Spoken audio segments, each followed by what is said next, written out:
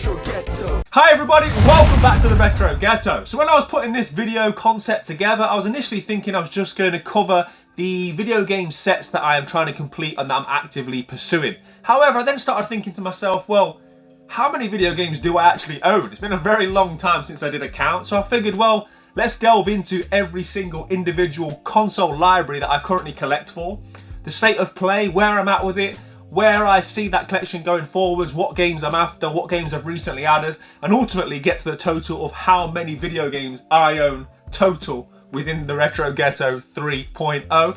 There's no better place to start, of course, than with my main passion, the console of which birthed all of what you see around me, the console that I'm actively going for a full set for, and that is, of course, the Super Nintendo. So as you might expect, I've been adding quite a lot of games to my SNES library. I've added over 20 since I last did a full set update. I'm going to highlight just a few of those, some of my favourites that I've been really happy to add to my collection. And we're going to kick it off weirdly with a couple of sports titles. You might be sort of forgiven for thinking that all sports titles were somewhat cheap, generic, easy to come by. Well, these two certainly aren't. The first one I wanted to highlight was Wild and Wacky Sports. So this, as you can see, is within the Tiny Toons universe. And yeah, just one of them games which is just very uncommon. I love this. I love the fact it's got that bright pink box art. It really stands out against all the other games on this shelf, and for me that's what it's all about, right? Displaying that box art, having these vivid, real 90s colours on show, and yeah, just as I say, one that I'm really happy to add to the collection. And then alongside that, I wanted to highlight International Sensible Soccer. This is actually limited edition. I can't find any record as to how many games there are in this quote-unquote limited edition, but yeah, the international version of Sensible Soccer has become very hard to track down. I spent many hours playing Sensible Soccer as a kid. A friend of mine had an Amiga. We used to play Sensible World of Soccer all the time. And yeah, this has become a very hard game to track down. So yeah, even though these are both sports titles, yeah, very happy to be adding these to the collection. And another one that I found recently when I went to Game Shack is Batman Returns. So this is a beat 'em up, and again, it's become quite a pricey title. As you've seen on screen now, the huge sprite work on this one, yeah, it's just, I can't wait to get this in my Super Nintendo and play it, but that will have to wait because one of the many pleasures that I've gotten from going for a full Super Nintendo set is exploring games that I otherwise wouldn't have.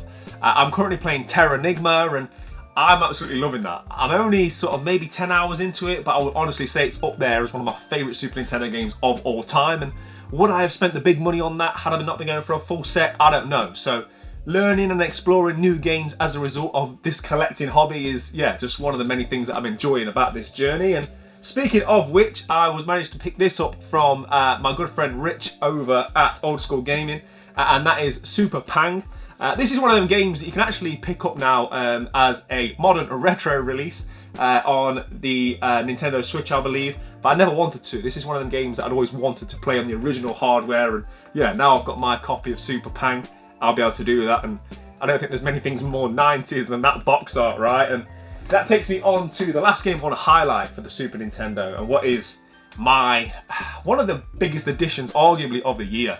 It's become a very expensive game, one that I'm so happy to have, and it's in really nice condition, and that is Final Fight 2. Just an absolute classic, right? If you like beat 'em ups, if you like Capcom, then yeah, you're gonna like Final Fight 2. Just an improvement in almost every way on the first entry, and now I have the first and the second. Obviously, I want to track down Final Fight 3. There's also Final Fight Guy, and yeah, they get sort of progressively more uncommon and equally more expensive as they go, but very happy to be able to put Final Fight 2 on my Super Nintendo wall. Yeah, pride of place right there. So all of those additions takes me to 243 boxed Super Nintendo games in my collection. I was hoping I was a little bit closer to the halfway mark, but we're steadily getting towards that 275, which would take me to the halfway point. You know, there's still a long way to go. There's 530 in the set, which I think, according to my quick maths, is 310 games still left to get. But as I said at the time when I announced I was going for the full Super Nintendo set, I'm in no rush. I'm under no delusions as to how difficult it's going to be. I know how expensive some of the Super Nintendo games are, and I can only hope over the years or decades that it takes me to complete this set that the prices of some of those heavier hitting games will start to come down a bit, as maybe that's realistically the only way I'll be attaining those games, because unless my numbers come up on the lottery, I won't be spending £1,000 plus on any video game anytime soon, and nor would I want to be honest. But like I say, I'm thoroughly loving the journey. It's my favourite console of all time. It's the reason I love video games, and yeah, that's currently the state of play with Super Nintendo. And in terms of games I'm after going forwards, obviously there's a lot. There's loads of games I still want, but I'd love to get the Shmup subset complete. There's only like 2 or 3, I think, but most of those were German releases, so it is getting more difficult to sort of finish that Shmup collection. I also want to get all of the Disney releases, but again, like most things Super Nintendo, there's a couple of pricey ones to complete the Disney subset as well. But yeah, we're going to keep cracking on and just keep adding nicely. We've added a lot of Super Nintendo games this year, and yeah, I'm delighted with the progress of the collection and how the wall's looking. Okay, so from moving to a set I'm actively trying to complete to one which I've already completed, and that is the Wii U. In terms of my Wii U collecting going forwards, I think I'm pretty much done. I said at the time it was a relief to get it finished, and that's because the prices of the Wii U were going up so frenetically when I was collecting that it became a sort of race against time, just so that it was more and more affordable, because the longer it was taking, the more expensive they were getting. And as I say, relief was definitely the word once I got to that point. But I've got a lot of love for the system. I ended up becoming very knowledgeable of a system which I otherwise wouldn't have been, simply because I was going for the full set. At one point I knew every game, I knew the market value of it, and yeah, it'll always have a special place in my heart. It's always going to be the first console with which I was able to get a full set for, and I love displaying those blue boxes. I love having that full set. I love having it stacked across, and it was very much a collector goal of mine. In terms of, is there anything I could add? I'm not really a variant collector. I'm not one of these people that needs multiple editions of one game simply because there's a slight variant on the box art. But when you look at some of the bigger box things, for example, the Project Zero one here, if I could come across something like this, which I don't already own for a different game, which I think is an affordable price, then I will add it to my collection. But generally speaking, I'm done with the Wii U. Okay, so from a full Nintendo set to one of my smallest collections, but definitely one of my favourites, and that is Game Boy. I absolutely love these things.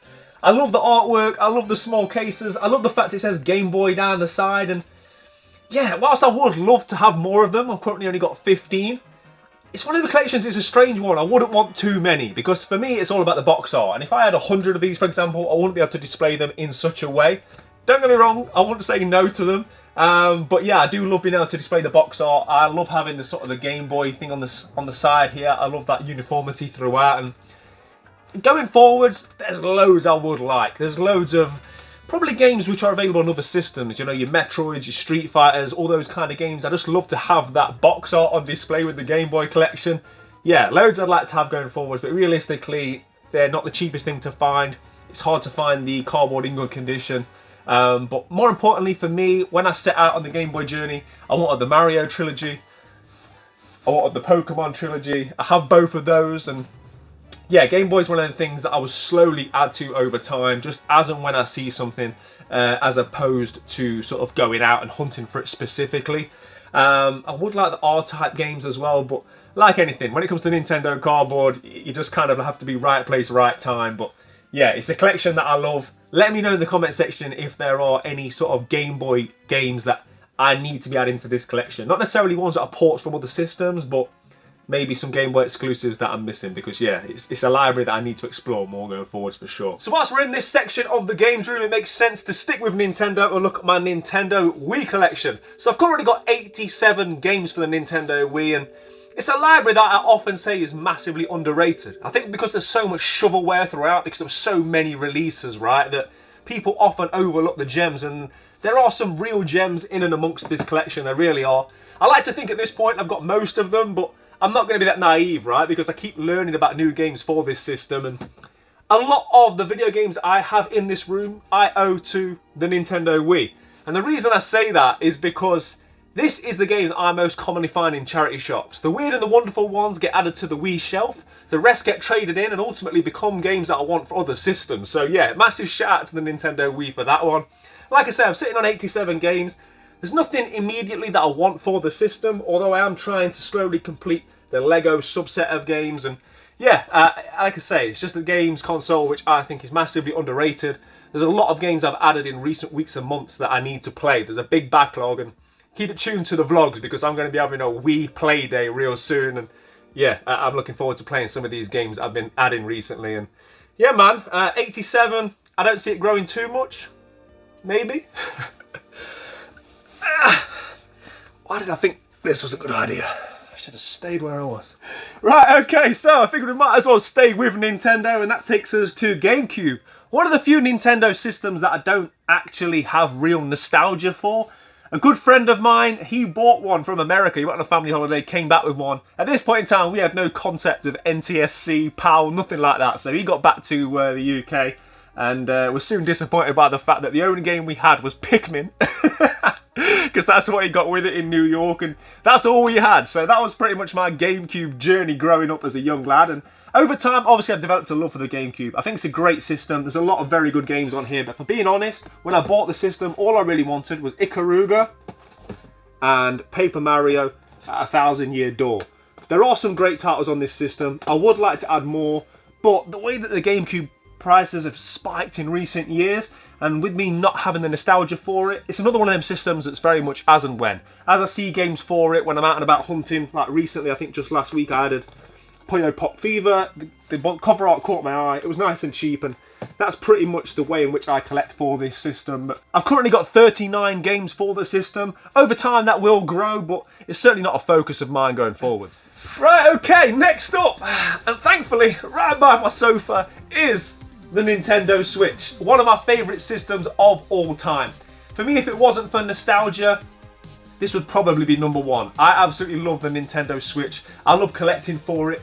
Whilst I'm very happy with the library that I've managed to amass, I'm sitting on 83 games, some of which are my favourite games of all time, and there's a lot still sat on these shelves that I'm yet to explore and very excited about.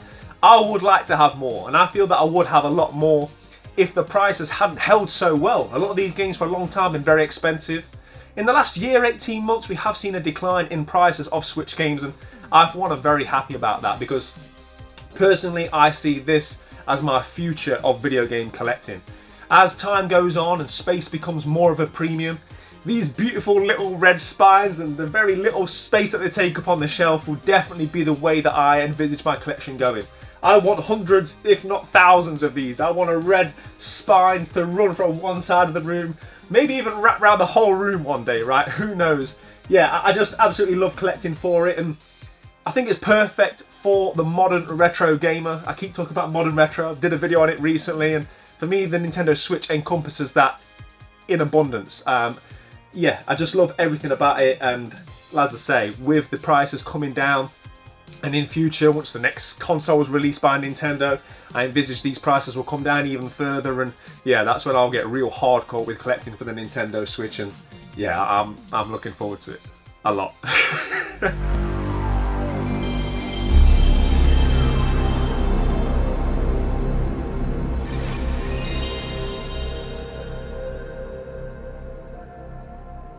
Okay, moving on to Sony, and where better to start, right, than with the PlayStation 1.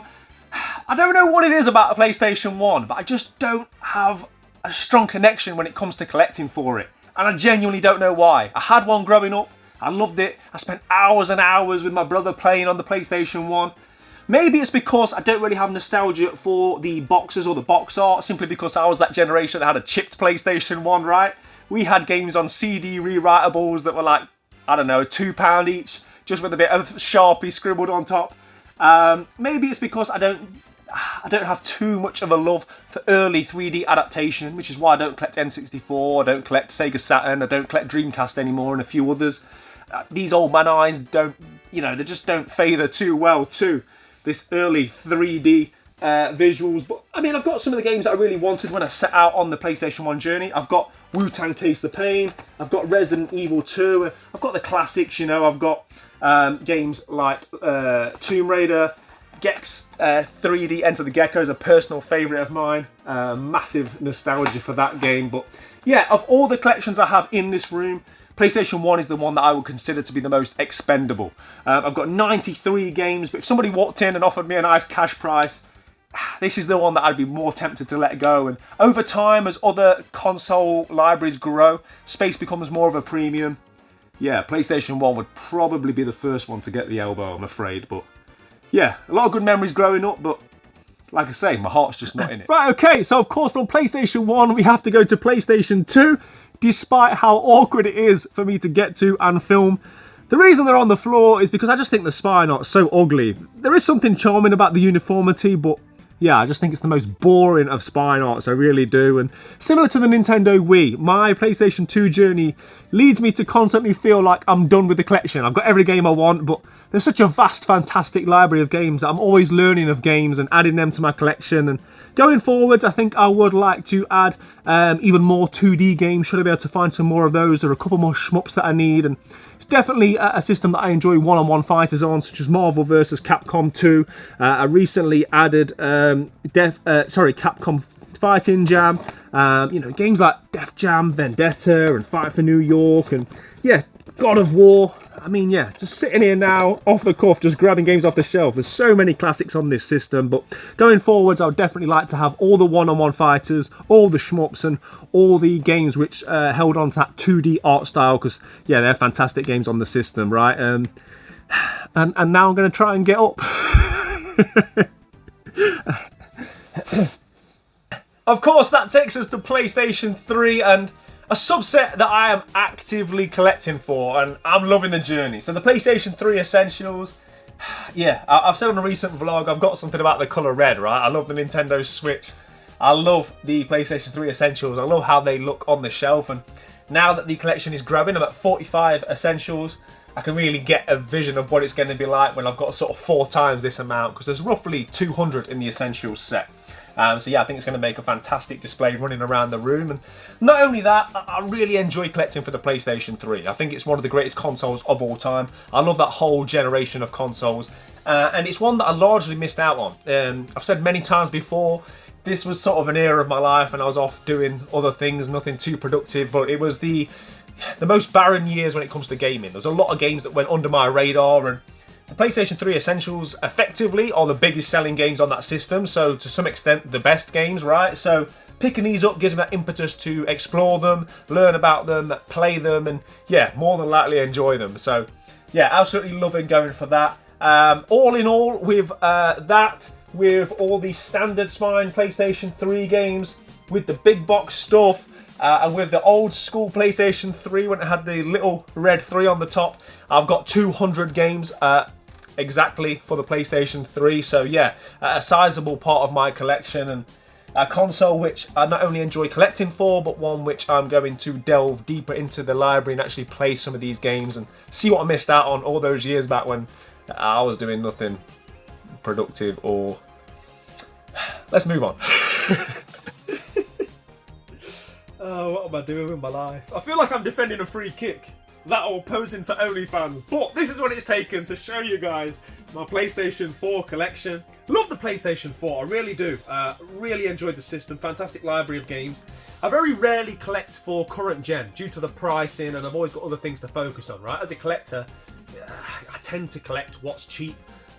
Switch aside, but that's just a real passion project. But with the PlayStation 4, it's definitely something I feel I will grow over time. I think I've currently got 46 games for the system, and largely it's made up of collector's editions, big boxes, steel books, that kind of things. Often things I found on the shelves at CEX for the standard game price, and yeah, I wanted to add them to my own collection. But with the PlayStation 5 now being well and truly up and running, the PS4 games are really starting to come down in price, and now's the time where I'm going to start adding to my PS4 collection. One of the best consoles out there. As I say, I absolutely loved my time with the PlayStation 4, and if I'm being honest, I still to this day turn on my PS4 more than the PS5. If you're wondering where my PS5 collection is, as I say, I don't collect current gen for the most part, so I don't really have any games for it. And to be honest, as I'm lying here in a reflective mood, I was sort of questioning why I even bought a PlayStation 5, because God of War aside, it's barely been turned on, I'll be honest with you. But yeah, PlayStation 4, I'm definitely going to be adding to these games going forwards, and I look forward to exploring the library a bit more in depth. Right, okay, and that takes me nicely on to the comfort that is the Xbox area. We'll kick off with Xbox One. I've only got 45 games for the Xbox One. I was very much a late comer to that console. I was always a PlayStation 4 guy during that cycle, but I did pick up an Xbox One X towards the end of that console generation, and I got to be honest, I loved it. I found it very user-friendly. I really enjoyed it. I love the backwards compatibility, and I think in many ways they sort of left Sony lacking, in my opinion. But anyway, this isn't a console wars episode.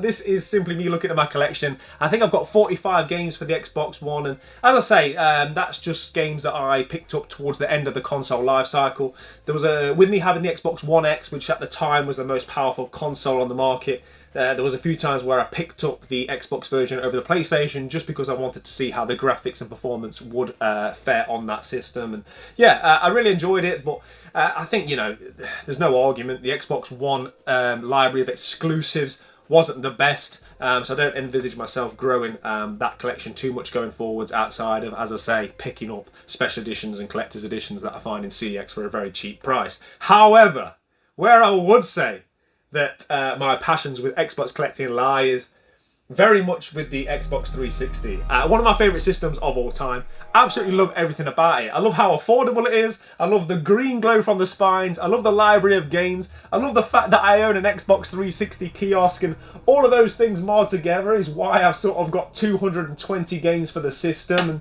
going forwards, I'd like to get all the one-on-one fighters, all the arcade racers, simply because they play so well on a stand-upright cabinet. So that's very much where I would like to go. But if you watch the channel, you know I did many videos about Xbox 360 games to invest in. I definitely consider it to be a games library which is going up and up in value. So a lot of the games that you see here I've purchased because I think that they will go up in value and one day will become very sought after. And that tends to be, sadly, when people want things, right? When they actually are expensive, and people don't appreciate them when they are worth very little. But I think it's one of the best consoles ever made. I love it. I'll continue to keep adding to it, and I'm also going to continue to keep adding to this Xbox area, as you'll see on this Sunday's vlog.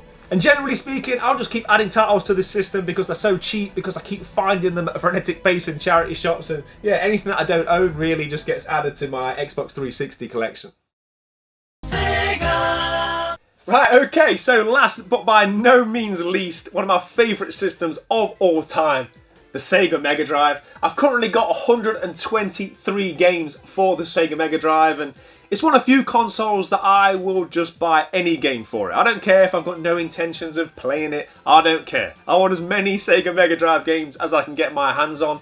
I was a 16-bit kid, right, growing up with the Super Nintendo, and now to be in this fortunate position where I've got a whole wall of SNES and a whole wall of Mega Drive, yeah, it really would have blown a 6-year-old Callum's tiny mind, that's for sure. Recently, I've been able to add such heavy hitters as Castlevania The New Generation. I've also been able to add Streets of Rage 3, which I can't quite reach. And yeah, going forwards, I'd love to complete the subset of shmups. I've got most of the shmups that are available on the system, but like I said, I'm just trying to get as many Mega Drive games as I can get my hands on. And whilst I said it's one of my favourite systems of all time, it's probably my favourite system to collect for in some ways. Nintendo Cardboard has its disadvantages for sure, whereas these nice plastic cases and that fantastic box art, yeah, you can just tell a Mega Drive game instantly just by the artwork on the front. And yeah, absolutely love the system, and going forwards, as I say, I want to just get as many as I can. Yeah, just pure nostalgia, man. Okay, so that's every individual collection that I have within the games room, and the grand total of games that I have is 1,510. Ultimately, that means nothing. It's just a number, right? I did it for my own intrigue, just for my own sort of curiosity. I think there's always going to be somebody that's got a bigger collection, a more expensive collection, and I don't do this to compete with other people on the internet. I do this because I love it. It's a real passion project. I'm very proud of what my collection, and I think your favourite collection should be your collection. I think every video game collection is unique to its owner, should be an outward reflection of your hobbies, your interests, things that you like. And for me personally, it's also a physical embodiment of the hard work that I've put into my hobby and my passion. And yeah, I'm just living my childhood dream, right? I hope you guys have enjoyed looking at different angles of the games room, certainly more so than my back has, that's for sure. But as always, play your games, keep it retro. I'm going for a sit down. I'll see you on the next one. Too long for this. Retro Ghetto. Lock into the retro ghetto.